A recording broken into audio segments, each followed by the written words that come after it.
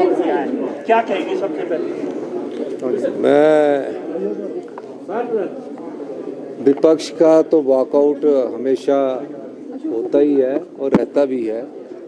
मैंने सोचा था कि मेरे भाषण की जो अंतिम पंक्तियां सुनकर जाएंगे तब वॉकआउट करेंगे। मैंने काफ़ी उनके लिए जो उनके सवाल किए थे उनके लिए उत्तर तैयार करके रखे थे, लेकिन उनको पहली बात पर गुस्सा आ गया जिसमें हमने कहा कि आपदा प्रभावित परिवारों के लिए आप विधानसभा का सत्र बुलाते रहे, और जब विधानसभा का सत्र बुलाया तो आपदा प्रभावित परिवारों के साथ आप खड़े नहीं हुए, वोट नहीं डाला, वॉकआउट किया, तो उसमें आपने ये क्या, किस प्रकार की सहायता आपदा प्रभावित परिवारों के लिए की गई है? दूसरा,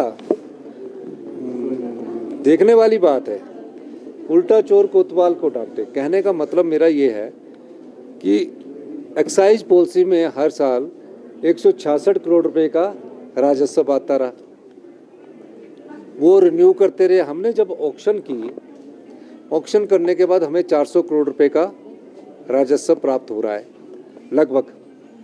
अब 166 करोड़ रुपया ज़्यादा कि 400 करोड़ रुपया ज़्यादा है, क्योंकि हमने पारदर्शिता तरीके से उसको किया।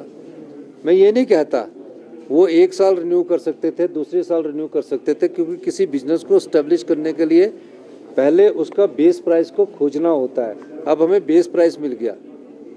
अब हमें ये देखना है कि जब उन्होंने इस प्रकार की बात की थी कि बड़े ठेकेदारों को फ़ायदा हुआ है, तो 400 करोड़ रुपए देकर फ़ायदा हुआ है कि 166 करोड़ रुपए देकर फ़ायदा हुआ? तो इस प्रकार का उन्होंने हमसे सवाल किया था, हमने उसका जवाब दिया।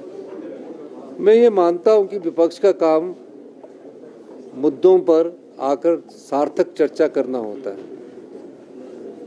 चर्चा में भाग लेते हैं, मन मुटाव भी होता है, वाद विवाद भी होता है, संवाद भी होता है, लेकिन तर्क के हिसाब से चर्चा हो तो अच्छा लगता है।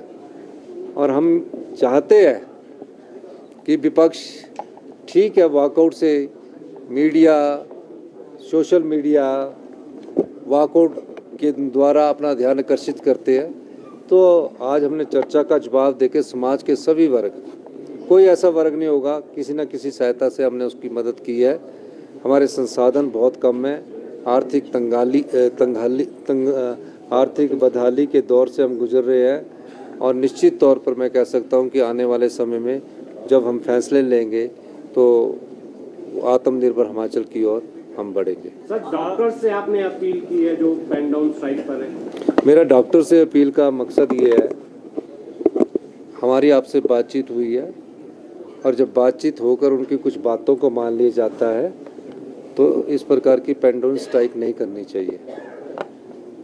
और जो डॉक्टर स्ट्राइक कर रहे हैं उन्हें तो एनपीए मिल रहा है, और हमने कहा जब भर्तियां होगी उस समय इसके बारे में विचार किया जाएगा। लेकिन उनका एक मांग थी कि हमारे को मिनट्स ऑफ द मीटिंग नहीं मिले हैं। मैंने अधिकारियों से पूछा है और उन्हें भी लगाया कि जब सीएम के साथ कभी किसी एसोसिएशन की मीटिंग हो उसके मिनट्स मिलने चाहिए, तो मेरा ख्याल आज मिल गए होंगे, तो उसके बाद वो अपना इस पर पुनर्विचार कर सकते हैं, क्योंकि उनकी मुख्य मांग थी कि हमको मिनट्स ऑफ द मीटिंग मिलना चाहिए, जो कि उनकी मांग सही भी है, क्योंकि जब चीफ मिनिस्टर के साथ कोई एसोसिएशन मिलती है तो उसके मिनट्स ऑफ मीटिंग मिलने चाहिए। मैंने जब अधिकारियों से पूछा तो उन्होंने कहा कि हम उसको जल्दी ही एसोसिएशन को जस्टिफाई किया। मंशा का पता चल पाया है कि किस मंशा से वीडियो बनाया? देखिए, मुझे तो हमारे विधायक संजय रतन जी ने बताया, मंशा का तो पता नहीं है। कई बार ऐसा होता कि कोई सोचता कि अच्छा बात है, अपने वीडियो बना दिए कई बार, पर ये विधानसभा की गरिमा होती है, उन्हें जानकारी नहीं होगी कि विधानसभा के सभागार में बैठकर कोई भी अधिकारी वीडियो नहीं बना सकता है। कई बार अनजाने में भी गलती हो जाती है, लेकिन वो मंशा और किस और बनाया था, क्योंकि आप भी इतने सालों से पत्रकार हैं, इस प्रकार का वीडियो आप भी नहीं बना सकते हैं जो विधानसभा सदन की गरिमा के खिलाफ है। आपने गारंटियों को जस्टिफाई किया है, गारंटी नहीं, बिजली बोर्ड के बिजली बोर्ड के कर्मचारियों ने कहा कि हम फ्री बिजली नहीं लेना चाहते, हमारी ओल्ड पेंशन स्कीम के बारे में सोचिए, हम बिल देना चाहते हैं। तो मैं बोल रहा हूँ कि हिमाचल की जनता कितनी जागरूक है, वो फ्रीबीज के खिलाफ कुछ किस प्रकार की बात कर रही है।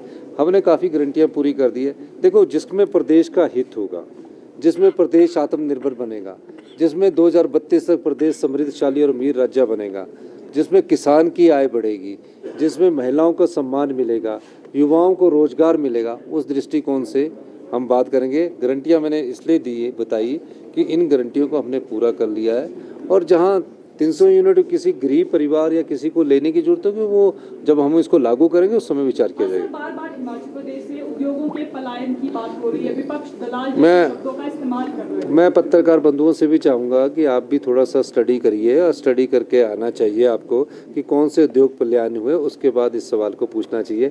महज शब्दों में पूछकर ये अच्छा जो नहीं लगता। बहुत बहुत धन्यवाद।